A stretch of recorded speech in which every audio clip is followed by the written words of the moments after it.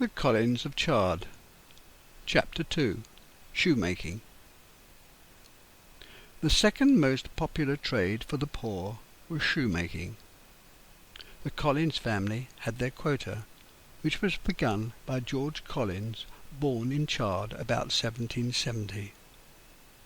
George was a very popular name in the Collins family, a name taken from the then reigning monarch George III. He had been an apprentice shoemaker, and now, as a skilful artisan, believed he could afford to court Sarah Spence. Shoes were to the farm labourer a fashion accessory. Boots, on the other hand, were part of everyday life. To the researcher, shoe is a basic descriptive term covering both shoes and boots. As part of his stocking trade, George made gaiters, aprons, belts, and a range of other leather goods associated with farming and farmers. It would have been rare for him to be asked to produce a pair of shoes or top boots. Boots for best and boots for working were straight and blunt-toed. Hobnails were adapted as standard wear for work. It would take another 20 years before rights and lefts, pointed and oval, and heels were added.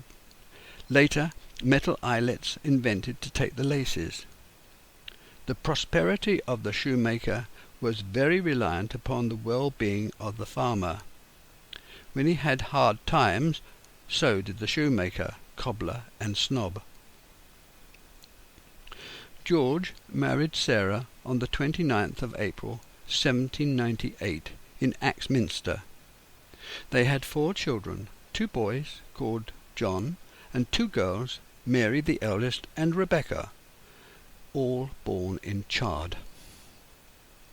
5 years before, the town watermill was sold to John Dean, one-time owner of Parrocks Lodge. He converted the mill's floor space to house weaving looms, using the power generated by the watermill. It was a time of poor harvests and bitter winters, which together forced up the price of bread.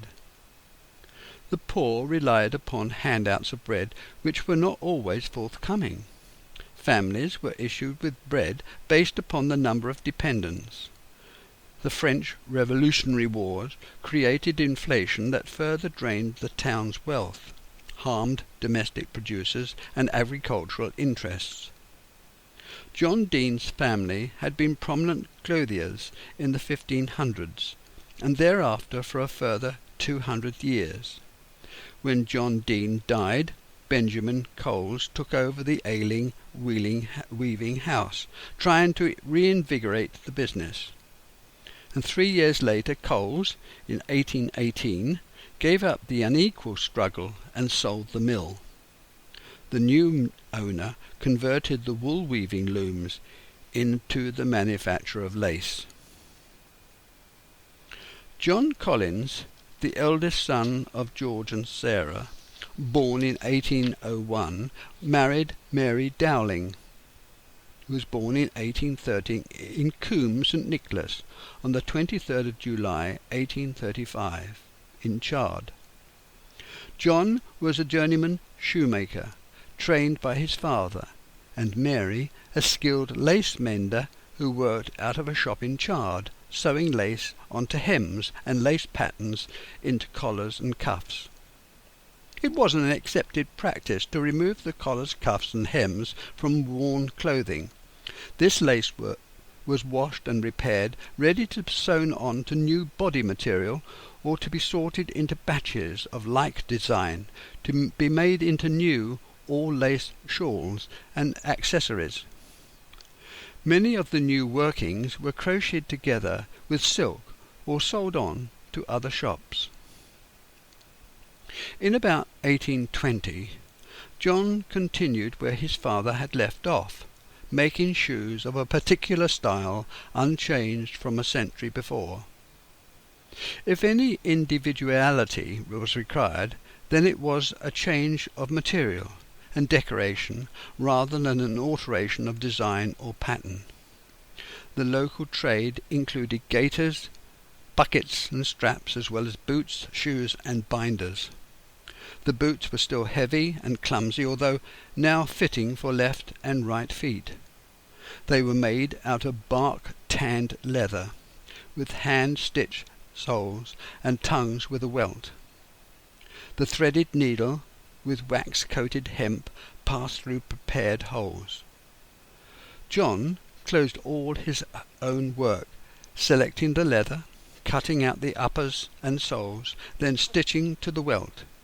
He worked from a shed at home, which was also his shop, soaking the leather to dress it, beating it to close the pores and make it supple.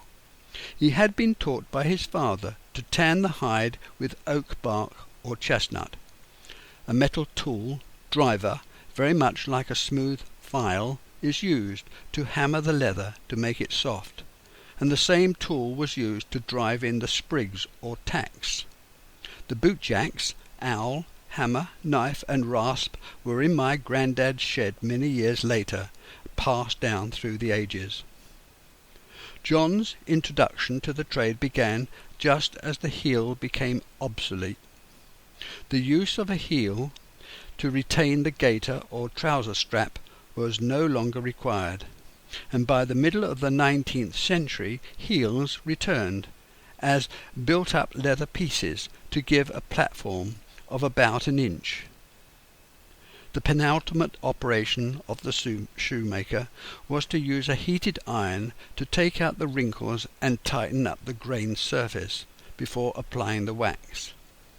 As with most of the cottage industries, the market fluctuates according to fashion and the state of the local economy.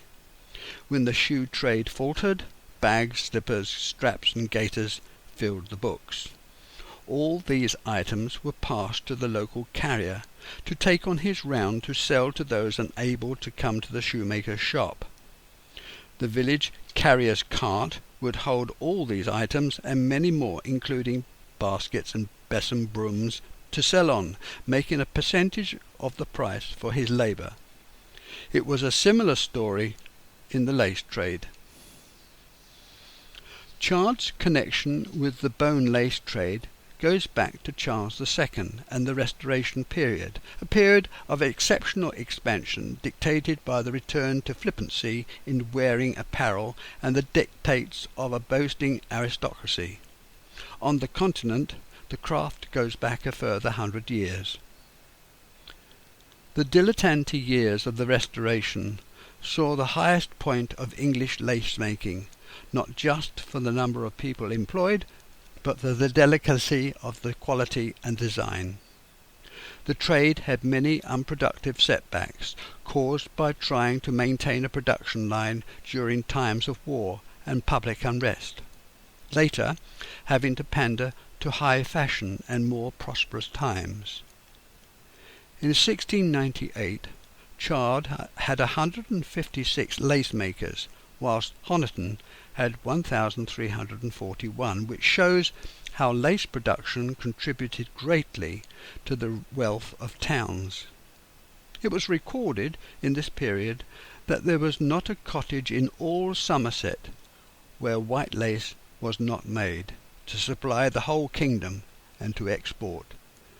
There is recorded young children earning 1 shilling and 8 per week. People from France and the Netherlands, seeking refuge from religious and political persecution, brought skills and new methods of manufacture that were greater than our own. They introduced different designs entailing complicated patterns and finishings. The immigrants worked in a close-knit community, lodging where there was already fellow compatriots living, making ghettos in mainly town and city locations. They gradually took delicate work away from outlying centres, leaving the simpler work to country locations. However, Honiton retained its position for lace-making as the main centre for the upper end of the market, sending the bulk of the production to London. In the early 1700s there was a decline in the output caused by the importation of cheap, intricate lace forms from Flanders. Later that century there was a decline in the death rate. People lived longer, and an increase in the birth rate, for more children survived. In the first 40 years of the new century, the population doubled, and by the end of that period the rural numbers were at their highest. And from that time on there was a migration, particularly for the young, away from the village to the town. Lace-making was a cottage industry, an expression used to describe a woman's earned income. It was paid at piecework rates, so much for a number of items produced. The work was taken on whilst their husbands were at work to augment their husbands' poor wages. The women's fingers, so much more delicate and nimble, enabled them to work faster than men, although there were some men who made lace, either because there was no work on the land or housebound through circumstance. Lace buyers would come round the villages every month to buy up and exchange lace for thread and pins. They had their own districts and routes, looking on their contacts as members of their team.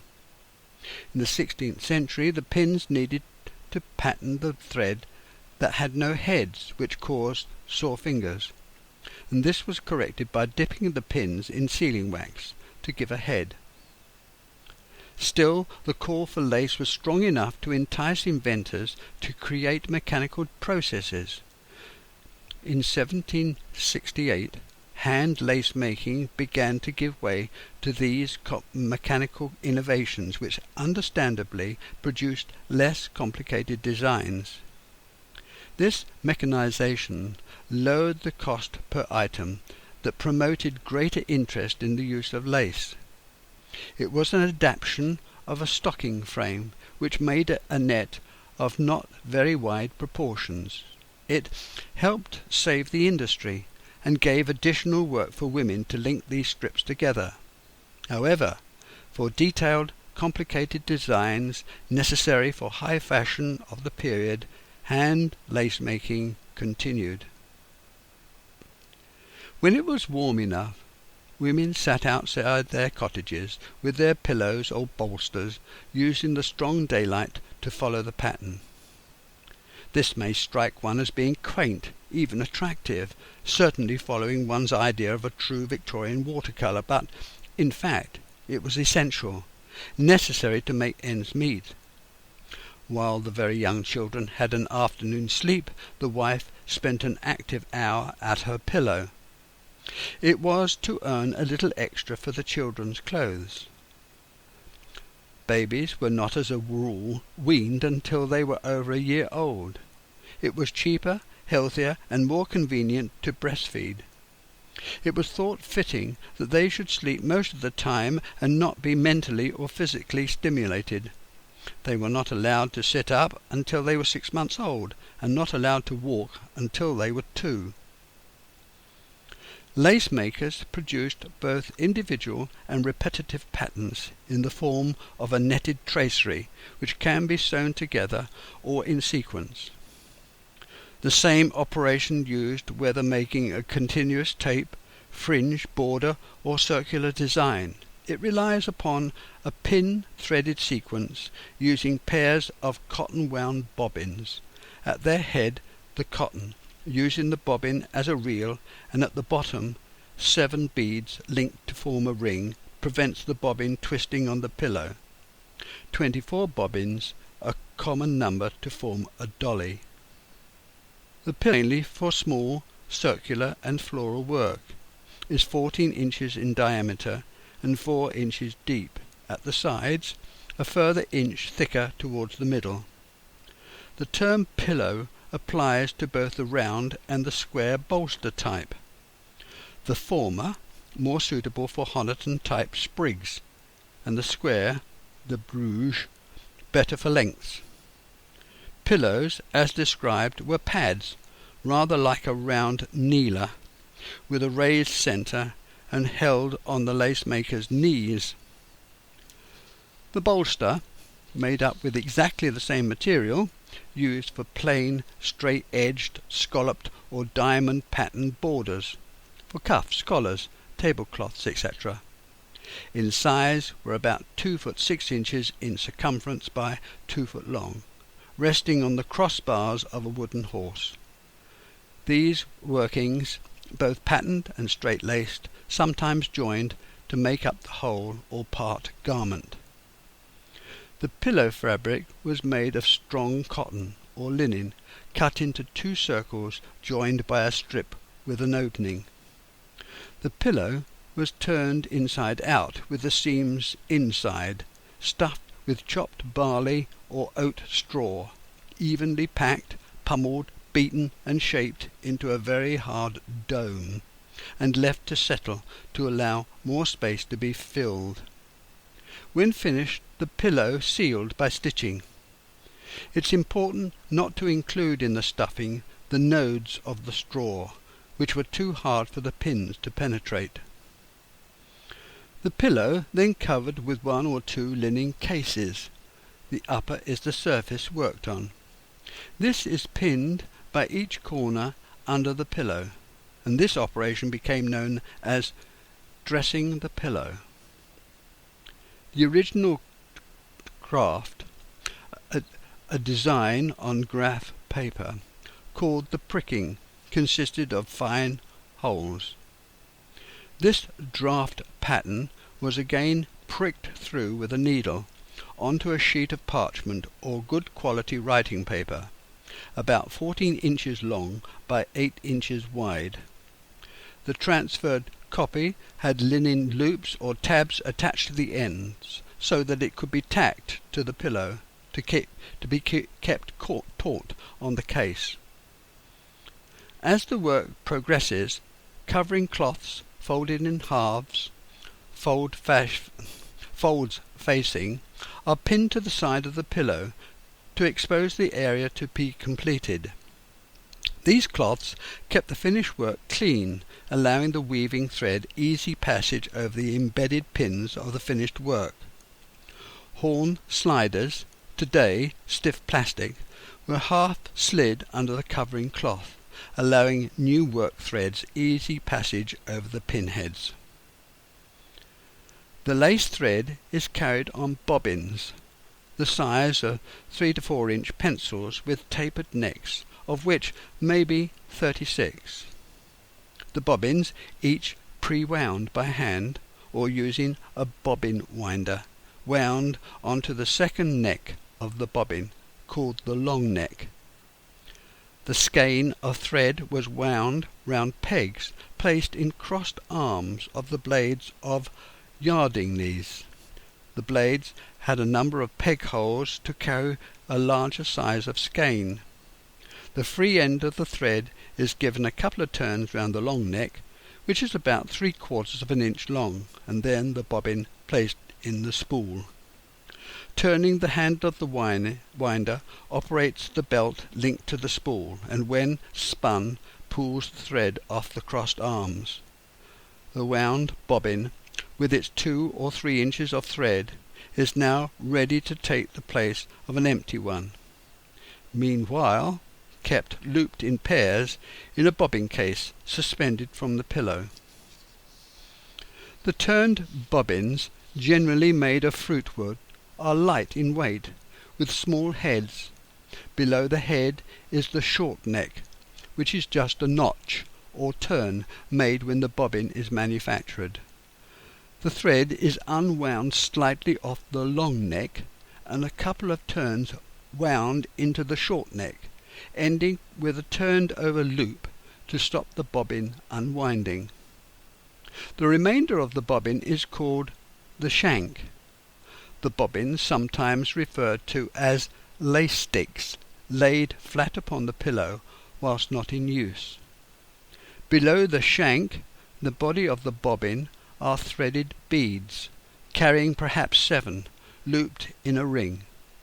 This extra weight gives tension to the thread and prevents the bobbin slipping and twisting on the pillow. The results of the lace maker was very much like plaiting or crochet, where one twisted thread is laid over another in sequence. In this instance, pins 1 inch high form the pattern. These the thread wound round. As the pattern progresses, the last pin worked round is pressed into the pillow, successive pins inserted along the pattern. It is the number of twists made using a pair of bobbins which maintains the pattern, stops the whole from unravelling, and the different gauges of thread, gimp is coarse, multiplies the opportunities for outlining and strengthening.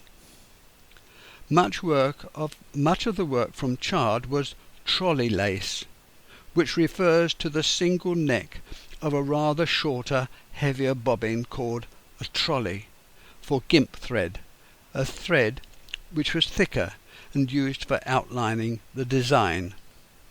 The young girls of 6 or 7 would use fewer bobbins, probably no more than 11 pairs, to make a simple fan or shell-shaped strip or fringe. The older girls would make point, honeycomb and cat stitch with picot loops on the scallop fringe. As most of the lace ended up in Honiton, most of the workers were familiar with the Honiton flower motif, which was shown onto dress collars or a wedding veil. A number could be linked together to form a complete item. Hanging from the lace maker's pillow was a pincushion made of bran sewn into a heart-shaped pad. A bobbin bag with 2 pockets, one holding rewound bobbins and the other empty, is hung over the pillow. Girls of sometimes 5, others perhaps older, worked at the ends of their mother's pillow, practising their stitches.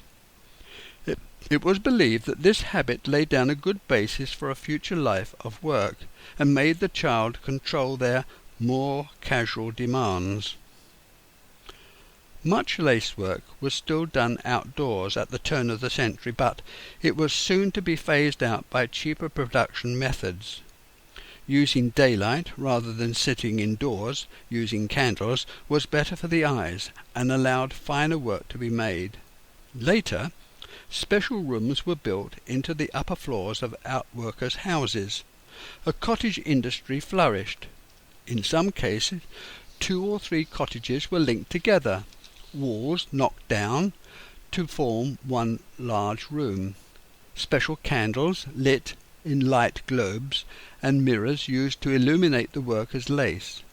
Extra wide windows, a number of windows linked together, were a feature of these buildings and can still be seen today. Girls sat round a table in groups of 2 or 3, so that each worker received the maximum light available from the candles and their light-reflecting globes. Quite often, work continued right through the night, leaving the girls exhausted. The lace-makers, who worked together in these large rooms, did so under a head-laced hand. The workrooms were heated by earthenware pots of hot ashes and charcoal, known as dicky pots, giving off fumes and smoke which clung to the ceilings between the beams. Outworking still went on, but the whole industry became more organized. The gentry, who wanted particular intricate designs, dictated the fashions of the day. Lace-makers' children were expected to contribute to the family's income by working at every spare moment. They had to sit down each night and do a certain amount of work, complete so many heads of lace before play was allowed. In 1800, machine net-making began to be discussed by the workers and tradespeople. Gradually, mechanical innovations to the existing looms crept in, making inroads into traditional work, producing a cheaper product. In lace-making areas, it was then very usual to find a mother and 2 daughters all making lace together. Their combined work brought in about 1/3 less than that of a father and son.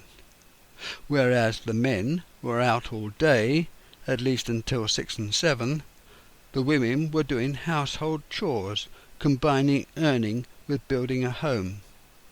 This was for a 5-day working week. The money earned allowed 1/3 to be saved for dressmaking, and the remainder put by for a rainy day. Lace continued to be made in many counties, but the greatest being Honiton and the East Midlands. Most of the lace made in Chard found its way to Honiton, where it was made up and sold on.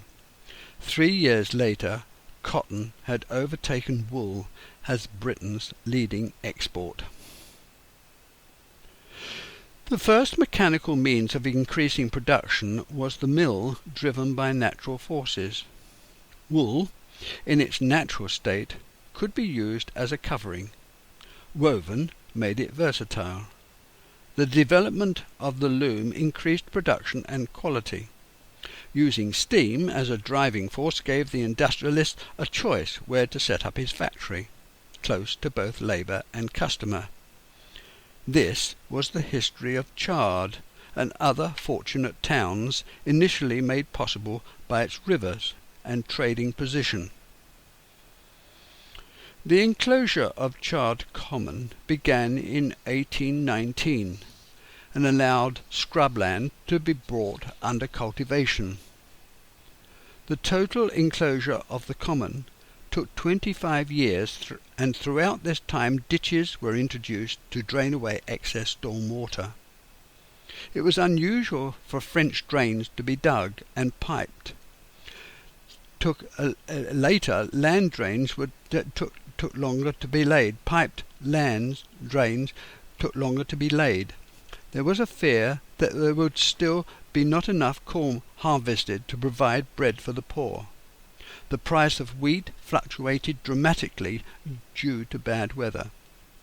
Corn was imported free, which promoted a backlash of political unrest, demands for a law to ban imports.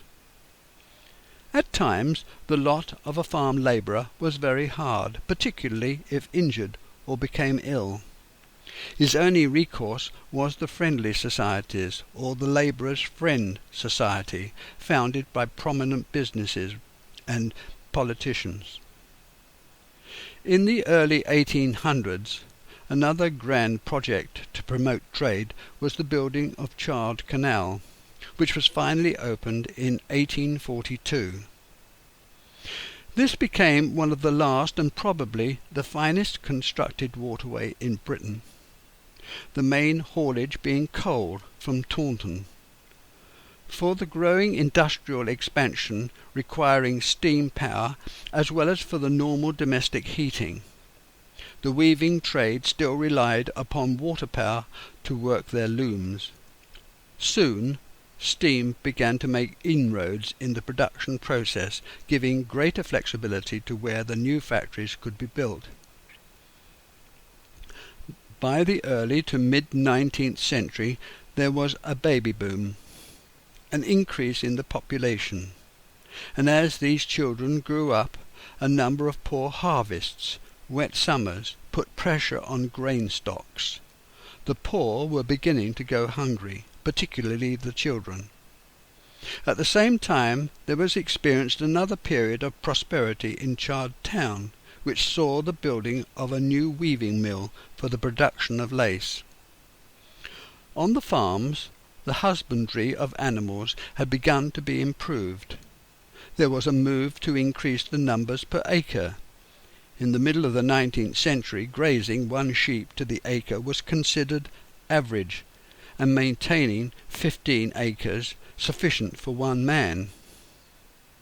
A farm labourer earned 8 shillings per week for a 12-hour day, usually from 6 to 6. And this was the start to the industrialisation of Britain, naturally of Chard too, which was to have such a dramatic effect on the life of country dwellers.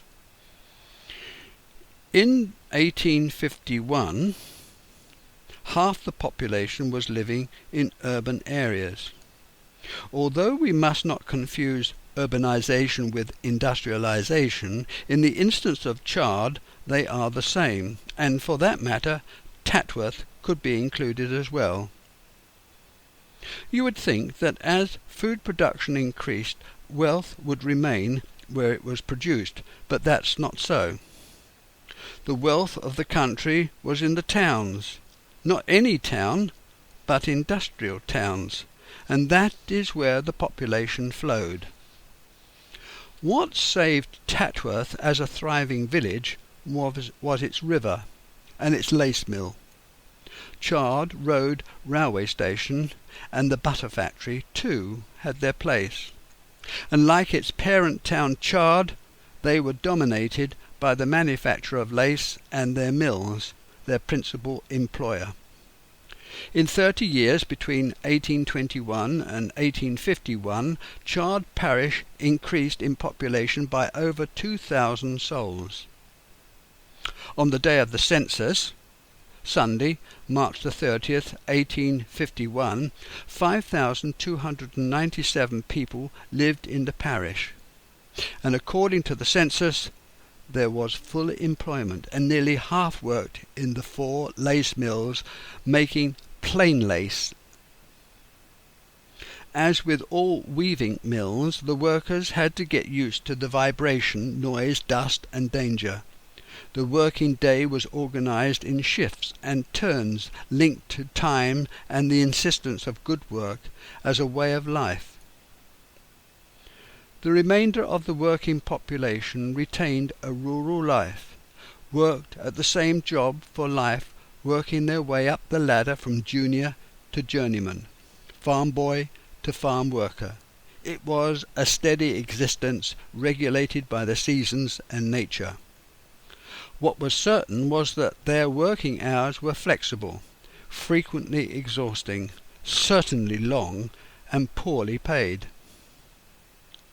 This secondary group of workers were in the main craftsmen, doing jobs very much like those a century before: building, metalworking, leatherwork, making carts and farm implements, and carpentry.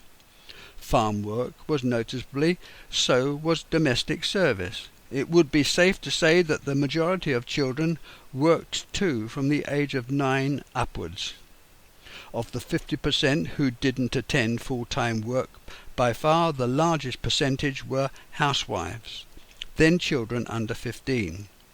Only a very small proportion of the population lived beyond 70.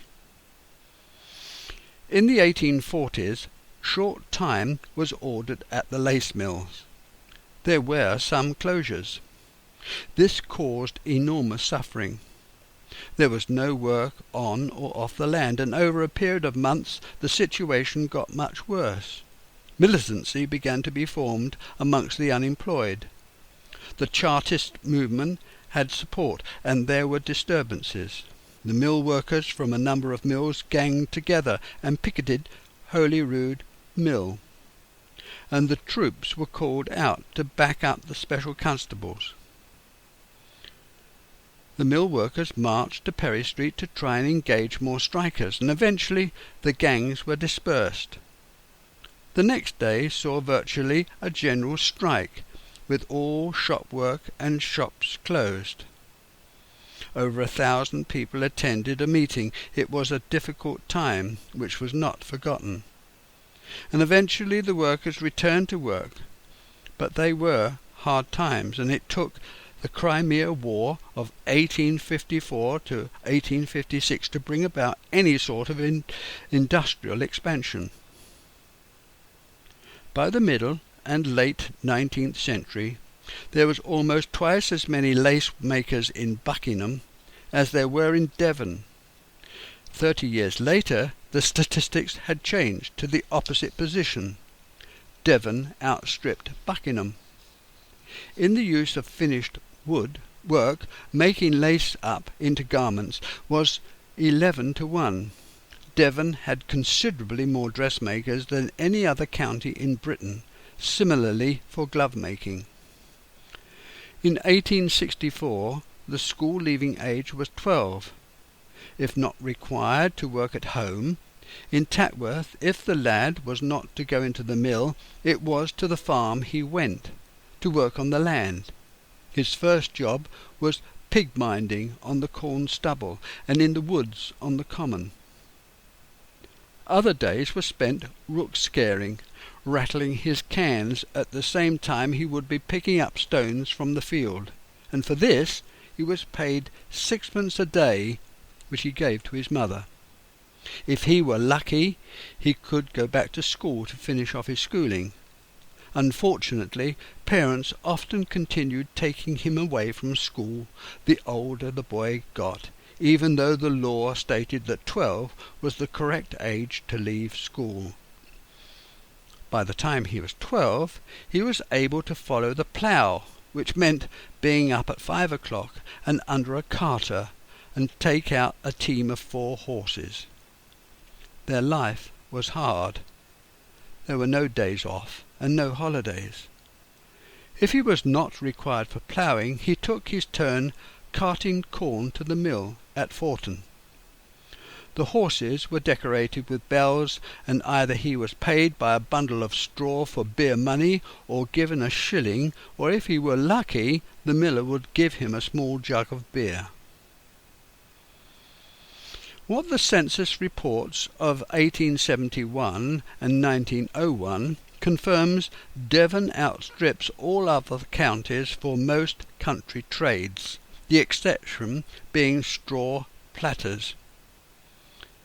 It must be emphasised again that Chard is close to 3 West Country county borders and sits on a main arterial road within easy reach of Lyme Bay. These geographic facts place their working populations in a most beneficial position. In the early years of the 19th century, agriculture had been in the doldrums. There had been a period of continual cultivation without proper husbandry, with the results that the crop harvest decreased and the land began to become sterile. The old ways of laying fields to fallow, crop rotation taking place, was put aside and forgotten. The landlords demanded results without expenditure. Economies were put in place to try to make up for the shortfall, and this didn't happen, for it needed the spur of increased prices to make cultivation profitable again. A series of social changes stimulated the turnaround, the first thing being the invention of machines to increase manufacturing output. The machines were housed in factories, and to feed the factories required heavy wagons. These travelled over poorly made roads, and to satisfy demand, more factories were opened, increasing the demands on the transport system. The construction of canals linking up industrial towns and cities to transport heavy freight was the answer. The factories, canal construction teams, the freight haulage and all the other feeder businesses required labour. The men and their families had to be housed and fed, and now they had money to be able to do so. Some of that money went into the farmers' pockets. Food became profitable to grow and cultivate. The need to make harvests more abundant required the land to be made fertile. The increase in meat production helped the land to be manured. On the coat-tails of the canals came the invention of the steam engine. Steam power was first used to drive beam pumps to drain mines, and it wasn't long before the reciprocating engine converted to rotary motion and the railways were born. Quickly, steam power took over the job of the watermills, and factories became free from having to be alongside rivers and streams. In the early 1800s, farming was a matter of handed-down, gained experience and intuition. This experience gave some knowledge of chemical and physical action that contributed towards the fertility of the soil, actions of insects and small mammals, reaction prompted by the elements of the sun, wind and rain, irrigation, and rotation of crops, choice of seed or strain, areas of country and local geography, past land use, amount of self-manuring, availability of trained staff, and profitability of the farm past and present. All these contributed towards the quality of the harvest, and by the mid-1800s all these factors were known and partially understood by the farmers. A few took the chemical side more seriously, and the knowledge gained was circulated through pamphlets, technical papers, and local farmers' clubs. Still, it took 2 world wars to advance all farming beyond plain experience into theory and best practice. The open field system was still operating in the bulk of the country. The local market catered for the purchase and sale of stock. There were only a few well made up roads, and the fields small, with high overgrown hedges, few ditches, and little provision for suitable land drainage. Oxen still pulled the heavy wooden plough, and the corn was still cut with scythe and sickle. Probably the single most important discovery to achieve almost immediate benefit to the grower of crops was an understanding of the nutrition of plants and the composition of the soil. This understanding was driven ahead by the German chemist Liebig. His book, made popular by Volker Johnson and their experimental station, helped form the Royal Agricultural Society, incorporated in 1840, and 4 years later the Royal Chemical Society, and in that same year the Cirencester Agricultural College. In a way, it's unfair to single out one particular movement or one particular thing which contributed most to the massive leap forward in agricultural improvements. What one can say is that by the time of the Great Exhibition, agriculture became an art. Good drainage was understood, proper fertilization proved essential, and rotation of crops known to be beneficial. Each contributed to changes in the chemical component of the soil. It was understood that the farmers had within their own farms the means to improve their crops. They had the hay and the straw to break up and loosen the soil, manure which contained all the constituent parts to ensure fertility, and the distribution of sown crop, their roots to add their own particular action to the composition of the soil. And all these were rich in both organic and inorganic substances, combining both nitrogen and minerals. The object being to restore elements of fertility each crop exhausts. The correct grassland, hay, and root produced the 3 M's: meat, milk, and manure. The farming system in the middle of the 19th century was traditional and caused no real problems for the villager. It was based in the main on sheep and corn, an age of high farming. The sheep were hurdle flocks, feeding on the wasteland in the summer, fallow field mainly after the harvest in the autumn, and strewn turnip and mangels in the winter. It was a period of plenty and gave an appearance of well-tended stock on well-maintained land. The scientific approach to farming was not something the farmers contemplated, studied, nor sought. That they yielded to better methods, learnt through contact with their peers, information passed on through word of mouth, not by reading about it. They were willing to try new methods if someone they respected advised them to. If that were backed up by proof, by seeing increased yields, and their associate received greater monetary reward, the acceptance of a new method was assured. The talk at the animal pens in the market as the buyers and sellers saw the large animals, and the sight of the mill of larger ears of grain, giving more flour per ton weight, convinced the farmers that these newfangled ways were beneficial. The wants of plants and animals to give greater yields was slowly being recognized, and that these things could be done artificially using chemicals unheard of was a revelation. Farmers by this time knew about the beneficial nature of lime, chalk, grit and ash. They were also aware of the positive effects of turned over stubble and root. Village horticulturalists used soot, crushed bone, meal, seaweed and shoddy to augment the more natural manure. They were experienced enough to tell if a soil was going to be productive by its feel, its look and colour. However, they knew nothing about superphosphates, guano, nitrates, potash and dried blood, a whole variety of compound chemicals. What's different today are soil test kits which give chemical composition, that if poor, recommended what chemical or composition of chemicals would correct the deficiency. When the soil test shows a reasonable content, then the farmer adapts this to the crop, which varies according to the crop's natural requirement. Knowing what is lacking necessitates a judgment as to whether the cost of application is going to make the difference.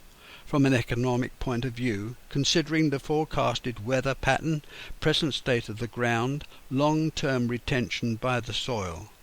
There's no point in spreading chemicals if not retained in the ground and was washed away or quickly diluted and lacks penetration.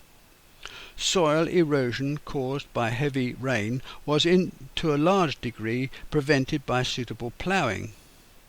The object of good ploughing is to turn in surface weed, stubble and root, prepare and break up the ground for sowing, allow the elements air, light, wind and rain to have a greater beneficial effect, and help retain water, hold back, prevent runoff, an action that erodes lighter particles of the soil, which mainly denudes the soil of limestone, which causes the soil to become acid.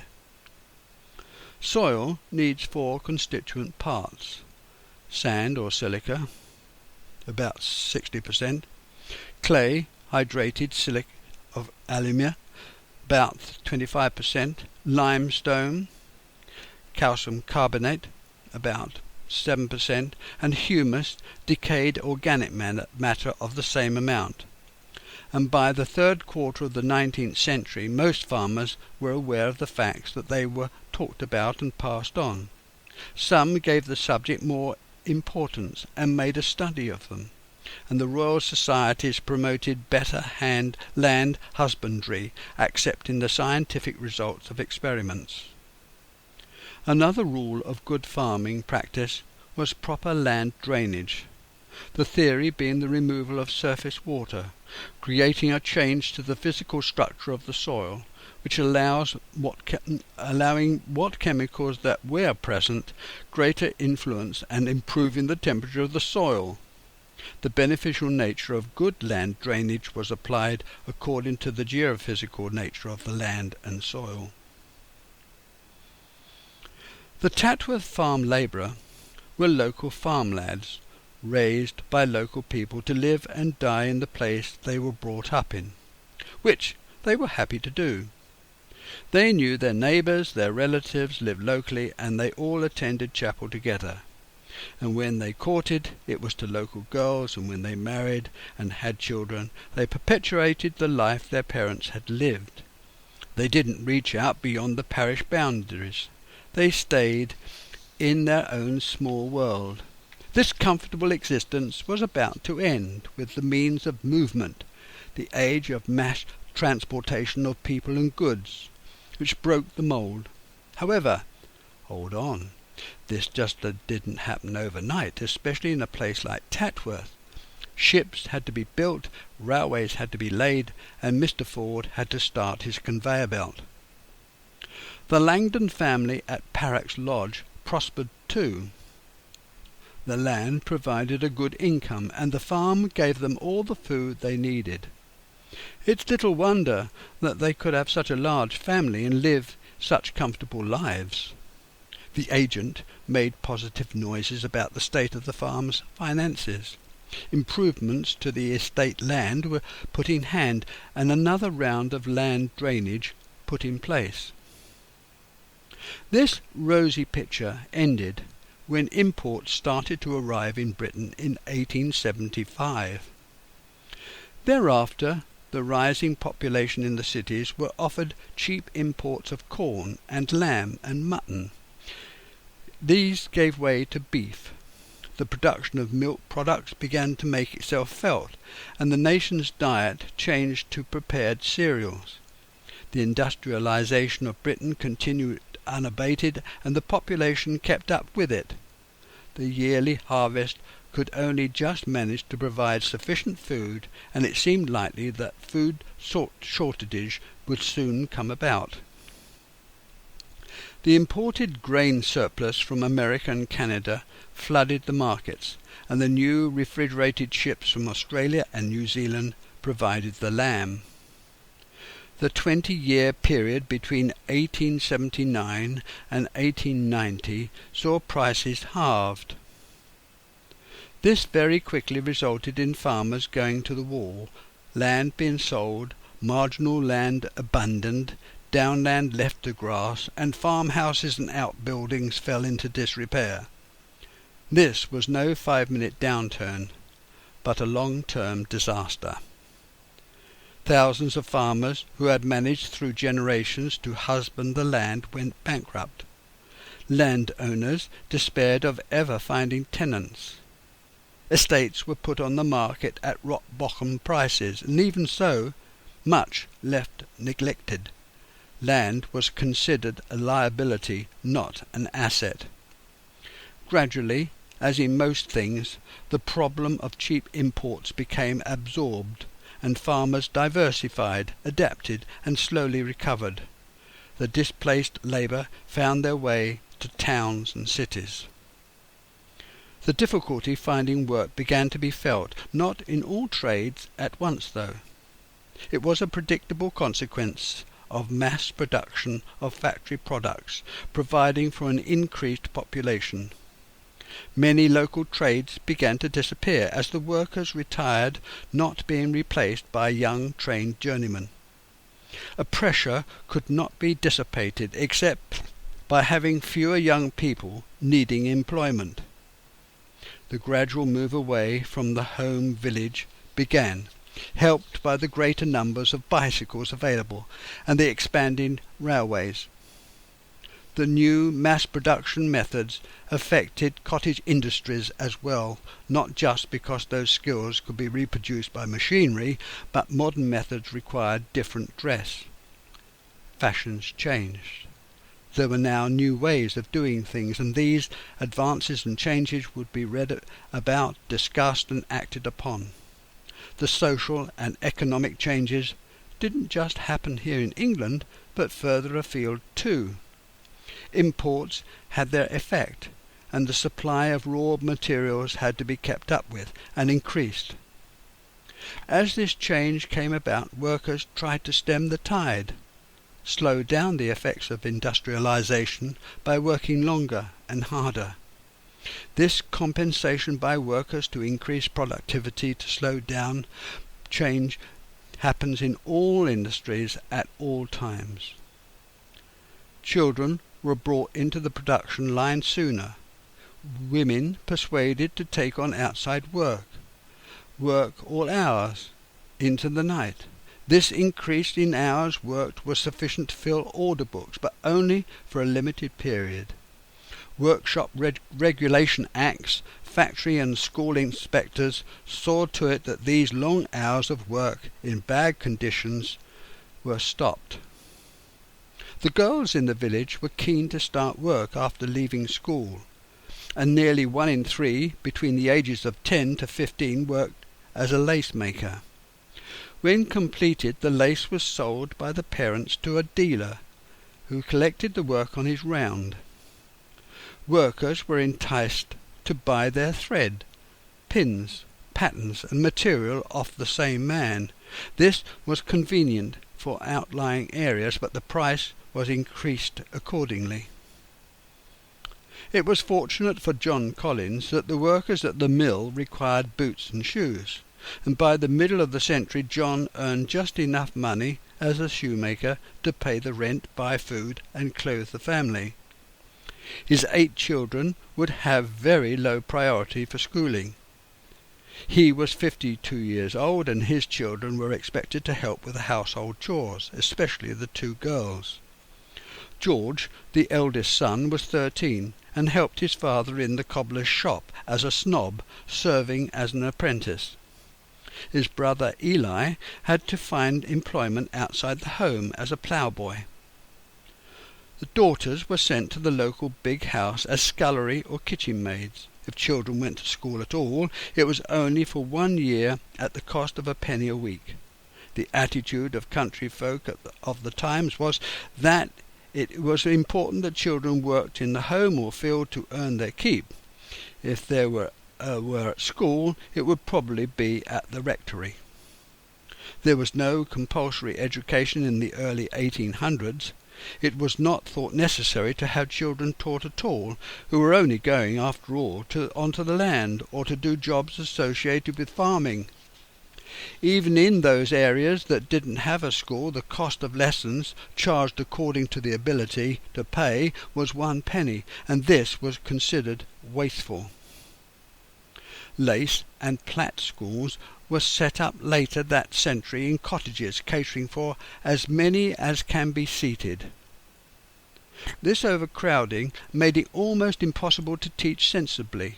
It was found by inspectors that children could read but not write, and that proper registers for attendance not kept. In those lace workshops, engaging young women, a percentage of the wage was paid in kind, in tea, sugar, flour, or bread, rather than cash. As these items were essential for feeding the poor's large families, any payment were welcomed. Furthermore, when cash was demanded, the relative payments less than the bartered items, so demands were exceptional. At the end of the 19th century, education for children was passed into law by the passage of the 1880 Act, Education for Children up to 10. There were various bodies who tried to promote lace-making as a cottage industry, but these didn't stand the test of time. The industry declined. Even towards the coast in Dorset, a body of people specialised in making nets, which, because of its particular nature, found a ready market. And this cottage industry floundered just before the First World War. John and Mary had 8 children. The 6th, named Philip Alfred, who was my great-grandfather, born in 1847, and apprenticed as a lace hand in Chard. He married Mary Jane Webb, who was born in 1843 in Chard. In 1870, at St. John the Evangelist in Tatworth, this was a daughter church of Chard Church, and built in 1851 on land donated by Lord Paulet. Mary died after 50 years of married life, giving birth to 5 children, 4 boys and a girl named Helen. Philip later married widow Susan Hoskins, daughter of Isaac England, a piano tuner. Susan gave birth to 3 boys in 1873, 76 and 78, all born in Chard. The eldest son, my grandfather, was named Philip Alfred Henry after his father, and later called Harry to differentiate him from his father. From Harry's first cries, England's rural economy declined. To be precise, in between the years 1861 and 1881. The agricultural industry lost 20% of its workers and even more females. Children under 8 and soon to be fewer than 10 had to go to school, removing their contribution. These losses to the industry pushed up the price of food and increased the import of grain.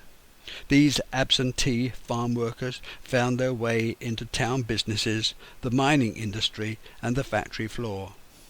And with a good school report and a family connection with the trade, Harry was accepted as an indentured lace hand to John Payne, at the same mill his father worked, and he served for 6 years. After coming out of his time, he signed on in the army, who called for volunteers for the Second Boer War, for 3 years.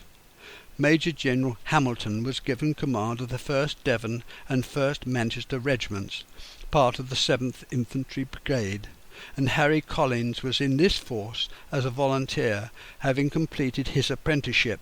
He served as a military policeman, with the eventual rank of sergeant, to take part in the Second Anglo-Boer War at the Battle of Elangazet and later Wagon Hill. He remained as much until 1901. A year later the treaty was signed on the 31st of May 1902. After the Boers capitulated, peace was declared. When he returned to Britain he went back to Chard, and since his departure his mother had died and his father was coping with the family. Harry was the eldest child, and his brother Frederick the only family member living with the father. After he became a journeyman, he served as a senior lace hand, running 3 looms. He was asked by John Payne to take over one of the vacant positions of engineer, knowing that Harry was competent at servicing the looms and was technically minded. Payne, who was in his 80s, helped him enormously to become conversant with all the different machines then in service with the company. This was the year Queen Victoria died. The Commonwealth of Australia came into being, and Lord Sainsbury's Unionist government had been in office for 15 years. Home rule for Ireland was the hot topic of political conversation, and most of the 6.5 million children were at school. The previous year Keir Hardie was elected for Merthyr Tydfil as the first Socialist MP, and 2 years later Mrs. Pankhurst started a new social and political union. The Edwardian age was an interesting time for political commentators and the Collins family. For Harry started courting Rosa Bevis almost as soon as he returned from Africa, being married as St. John the Evangelist Tatworth that same year. He was 28 and Rosa Jane 1 year younger. Harry had travelled abroad, seen a part of the world he was not likely to forget. His position as police sergeant had given him authority and standing, now transferred to his position as a lace engineer at the mill. Being married with a new home within walking distance of his work was everything he had looked forward to. Now he could begin to raise a family and settle down to concentrate on his job.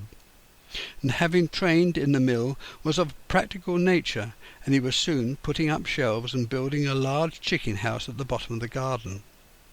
The newly married Collins had their first child, which was stillborn. It was a great shock for both the couple and Rosa's sister who was attending her.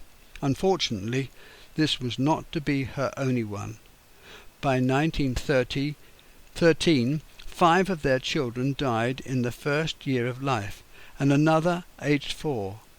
In all, Rosa had 15 children, all born in the same house, 8 eventually marrying.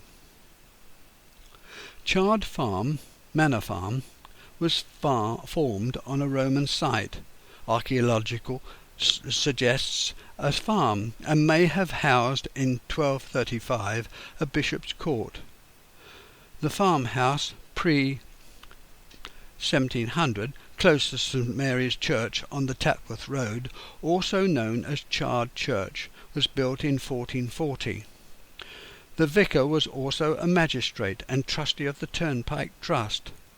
A year later, at the time of the Great Exhibition, Chard Farm was registered as having 500 acres, which was large for those times. John Bevis had 9 children, and 2 servants. His good standing in the community and trustworthiness stood him in good stead when offered the trusteeship of the Chard Turnpike Trust. Banker Major John Churchill Langdon of Parrocks Lodge and Lord Bridport were also trustees, as were other town notables. The trustees' task was to instigate proper meetings, set the tolls, maintain the roads, and staff toll houses. The trust lasted until 1860s, when the railways finally became so successful, particularly carrying freight, that road tolls began to fall. The government could see that road repairs, by subsidies and local taxes from the various county highways departments, would have to increase to take over the maintenance. Thereafter, tolls began to be phased out, and the trust wound up in 1875. Through good farming practices, John Bevis, in about 1860, increased his grain tonnage. This was a time after the Napoleonic Wars, as home prices rose for grain products. Again, it was profitable to plant and harvest corn. John appreciated that to make greater profits from his increased production, he should operate his own granary to replace the previous mill. To maximize his outlay, even out less productive times, he offered a milling and storage service to other farmers. His son William sold the farm in 1920. Rosa's father was a witness at her marriage, as was Elizabeth Buller. The newlyweds set up house in Tatworth, in a house Harry called Rosalie Cottage, naming it after his wife. It was a napped, flint and bricked end-terrace cottage of 3.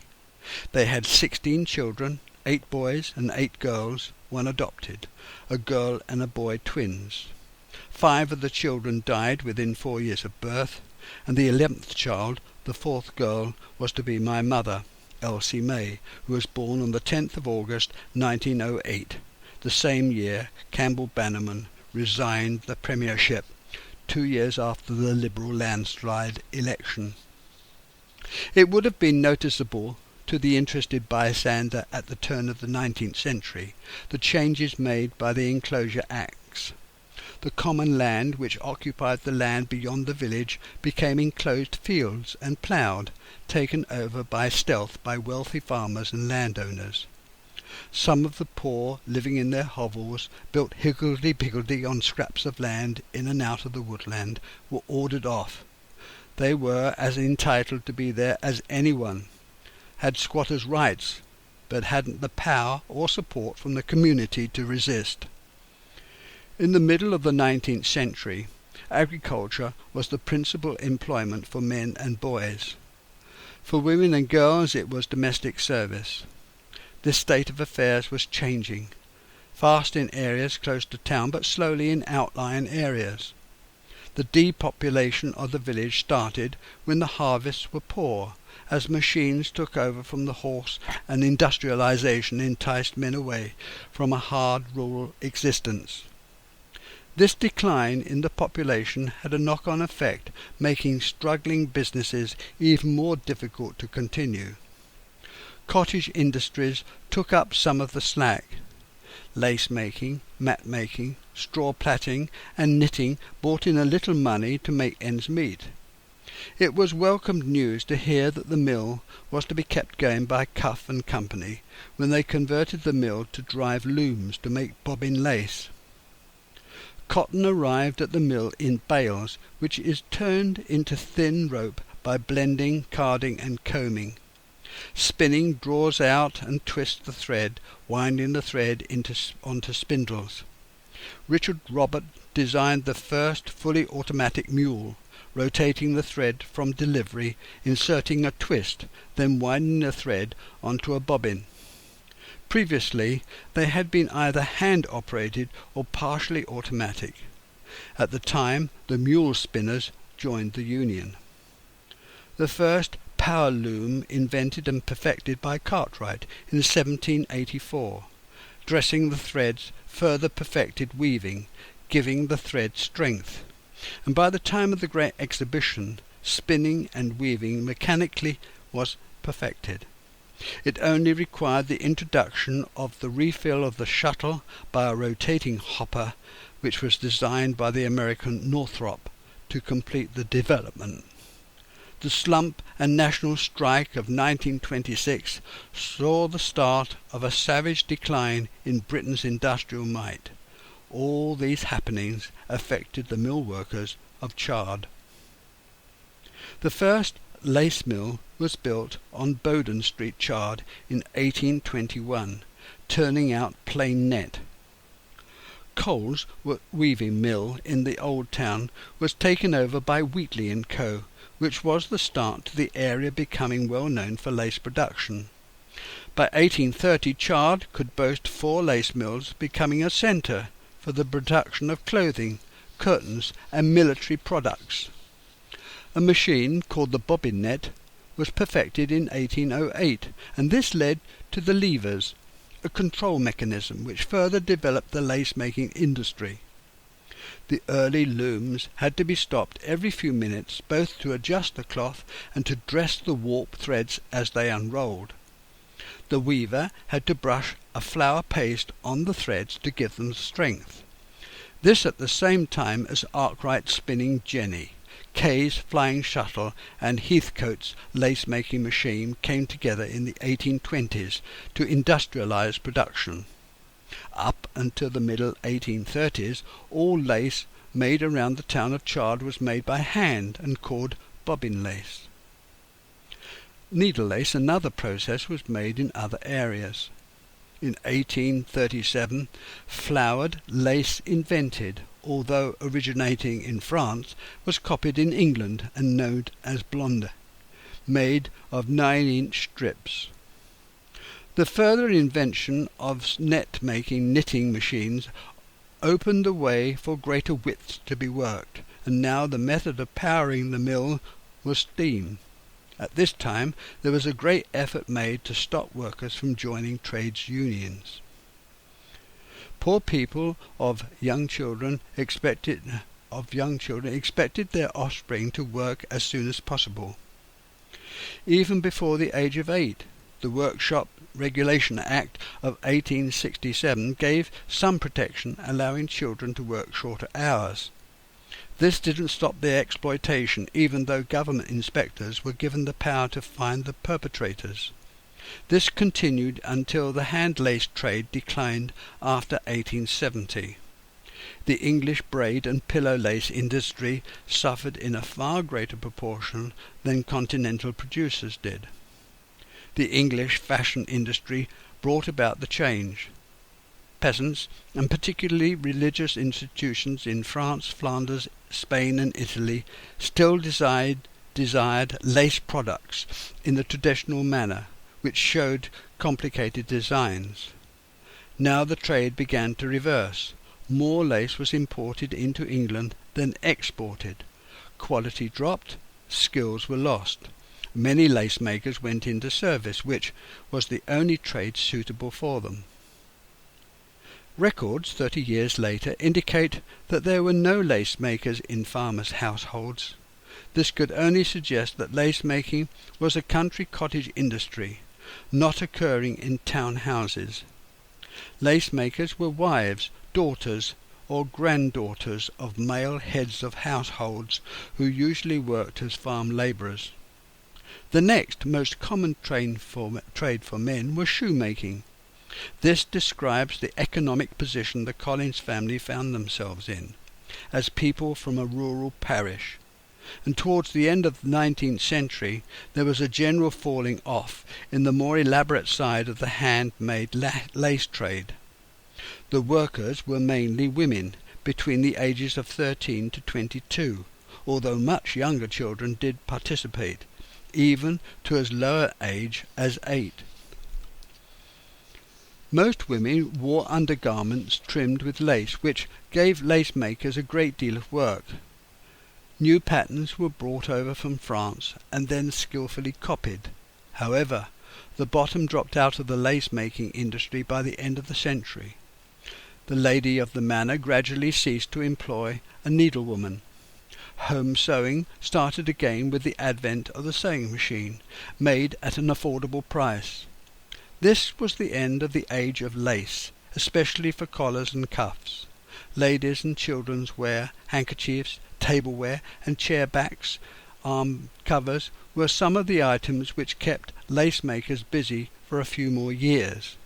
As a means of employment, the net-making industry came at the right time, for by the middle of the next century, production was well established. The manufacture of plain net was begun in an old wool-weaving shed in Mill Lane, Chard, in 1822. The venture, proving to be successful, transferred to a larger factory in 1830. Patterned lace still had its customers who preferred the old-fashioned style for cuffs and collars, and this work continued to be made by hand. The mill in Chard began making bobbin lace in about 1836, and by 1840 could produce a pattern. At the same time, G.W. Cuff and Co. converted the watermill at Perry Street, Tatworth, to make bobbin lace, and 5 years later the mill was leased to John Payne in 1844. Payne was a skilled millwright and engineer who adapted and developed the mill's machinery. The finished net was taken from the mill to Nottingham's finishing shop, which was closed several years ago, to be dyed and dressed. In the middle of the 19th century, when Britain was fighting the Crimean War, workers' wages gradually increased for a period of 20 years. Thereafter, after a slight hiccup in 1879, wages continued to rise, staggering in 93 to resume until 1902. However, the starting base was low, and even though this upward movement was reported, farm workers were still the lowest paid. The building of canals, then railways, soaked up many unemployed and kept wage rises moving upwards. The 25-year period between 1850 and 1875 saw a massive influx of Irish workers eager to find work and remove themselves from poverty and starvation. The industrialization of Britain and the rise of home building gave these men a future, and took the strain of agricultural workers who might otherwise have suffered more. Most key mill workers, and some of those retired, lived in 10 three-storey factory-owned cottages close to the mill. The offices and canteen adjoined the factory, and behind the cottages lay the mill pond, that maintained sufficient water to drive the massive water wheel, which in turn powered the looms and engineering machines. The other employees, the bulk, were outworkers, who lived in Tatworth, South Chard or Perry Street. Amongst these outworkers were juveniles. The 1851 census records that there were children as young as 5 upwards working in the lace industry, and that by the age of 9, 17% of children were at work. There were 4 lace mills working in Chard, one of them being the Perry Street Lace Mill, owned by John Payne, employing between 50 and 100 workers, depending on the fluctuating business. As one of the guardians of the Poor Lord Union, the Union, a number of parishes linked together to run a workhouse, in this instance 33, was set up in 1836. The inmates, mainly young people, were obliged to work. He oversaw the working of the workhouse, helping to find work for the inmates and provide medical care. There was a great distinction between the social strata in England, differences of wealth, education and leisure. The wealthy tended to attend the established church, whilst the poor worshipped at the nonconformist chapel. The upper classes voted Tory, and the less wealthy the Liberals. The barriers could be observed regarding schooling, where the fee-paying child followed hunting, rugby, cricket and tennis, and the state-educated child fishing, football, pigeon and horse racing. The difference between many towns and Chard and others of a similar kind was the closeness of its society, due to town limits, intermingled community housing, local schooling, and religious nonconformity. In the 1600s, Chard was a strictly parliamentarian town where 3/4 of the population attended the nonconformist chapel. The town never lost this tradition nor faith. Although there were Chartist agitators amongst the mill workers in Chard, it doesn't seem as if the unrest travelled to the mill at Perry Street. No picketing and strikes were recorded. John Payne donated an organ to Tapworth Chapel in 1860 as a way of promoting his position and constructing a link between work and religion. It was his interest to forge a strong partnership between the village and the factory. In the 1870s, the mill sheds had many rows of looms. Each lace hand allotted 3 or 4 looms to look after. These were packed together with very little space in between. The mill wheel drove the gearing and shafts that turned the belt wheel operating each loom. The motion, in turn, spun the bobbins and drove the shuttle, that producing the woven net. It was expected lace hands to do all their own cleaning and oiling, to pull the cuts off the roller and fetch their own weft. When a weft thread broke or the spool run out, the weaver had to lift the shuttle from the loom, change the spool and reconnect the weft. Young girls and boys who had just left school helped the weavers clean and oil by squeezing under the looms.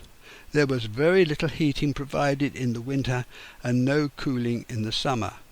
The atmosphere was purposely kept damp to make the warps weave better. In the summer, water was sprayed on the floor to keep moisture levels high. In the winter, condensation was always dripping from the shafts and belt wheels. There was a tremendous racket made by the clack of shuttles and the whirring of spinning bobbins, the slap of the driving belts and the rumble of the mill wheel and shafts all made any conversation impossible. It was estimated that in 1891 30% of country folk over the age of 65 received some kind of poor relief. Initially, poor relief for those living in their own homes had been paid to the elderly rather than taking them into workhouses. This was in order of 1 or 2 shillings a week depending on circumstances. John Payne sought retirement from the business that same year and engaged John Small to be its works manager. John Small was originally employed as a clerk at the factory. Although Payne continued to show an interest in the mill's operation, he was gradually forced to quit, transferring property investment loans that allowed Small to take over the business. In 1895 the Perry Street lace factory, situated on the main road near the lake and water mill, began production. The power for the mill was supplied by the water mill built in 1895. The mill's manufacturing technique wove warp and weft yarns to make bobbin net, which tried to copy the most complex of Honiton lace designs, and this was done in big weaving sheds on large machine looms. To operate a lace factory that relies upon complicated machinery, it is essential to employ a tool shop and engineering department. Payne developed the engineering branch of the factory, not just to service the machinery, but also to serve his own inventions and patents. To accomplish this dual goal, he had to purchase many machines and tools a normal engineering shop wouldn't stock. Payne's comprehensive workshop relied upon outside sources to supply iron girders, sheet steel, details, and a host of other components. The engineers would maintain their own machine tools and those of others, designing improvements as they did so. Rist and Gifford were 2 such designers who patented their own inventions. In times of low production, these skilled engineers took on outside contracts making and maintaining agricultural equipment, steam engines, and specialized foundry units. Needing further labour in the engineering shop, Harry Collins accepted a position there to study under the supervisor to become a qualified engineer. Small, who now owned the factory, continued to operate the machine shop on a variety of jobs to keep the men employed. Gradually, these engineering sidelines and their subsidiaries became dominant, changing the core work of the area, and within these changes worked Harry Collins, by now self-employed as an independent engineer. Being too old to be called up in 1914, Harry was called on to do many outside jobs on local farms as well as being on call at the mill. At first, the changes brought about by the First World War were not immediately apparent. They came about slowly, especially in places like Tatworth. The happenings in London society and the advent of the bright young things were of no account to Harry Collins and his family. They were more concerned about their children and the order book of the mill. Life was little different since Queen Victoria's coronation. Of course there had been the Great Exhibition and the coming of the railways and Chard Canal, but most of that was all so very far away. The general strike was certainly felt, and the slump which followed did affect the local economy. There was a great deal of unemployment, and try as they might, the local authority could only find more roadside walls to build and ditches to dig, to provide some sort of work. All children were now educated, and as a result expectations had been raised, especially for the boys. The girls looked longingly at the magazine photographs of the latest fashions. The aristocrats and gentry never expected their girls to work anyway, and passports would describe the men as independent gentlemen. In the local big houses, the butler was held in as much esteem as the owner, and the cook reigned supreme. The lady's maid and the governess led lonely lives. They didn't fit into either camp. Social etiquette was closely adhered to, for each section of the house knew its place. Each maid and footman fitted into their own rung of the social ladder. Many of the estate workers led very happy lives, and the workers' living conditions was a great improvement on those left behind. If suitable, and had proved themselves to be loyal, they had a place for the rest of their lives, including the availability of an estate cottage where they retired. The employers were on the whole considerate towards their staff, if distant, acted unaware that they were there until something went wrong. Unsolicited opinions and voices of discontent would lead to dismissal without reference, and this would lead to disaster, instant homelessness, and the offender unable to seek further employment. If the recourse was to return home, that would mean another mouth to feed from an already bare larder. An individual's class was not judged by ability or character, by what the father's occupation was. Money and possessions accounted for possible access to a higher rung, not the top, though. It was not normal for working men to own their own home, and there was no stain on those of the middle class who also rented. It was a general rule. To own your own home was an exception. Politics was rarely discussed, and it was certainly not broadcast whom one voted for.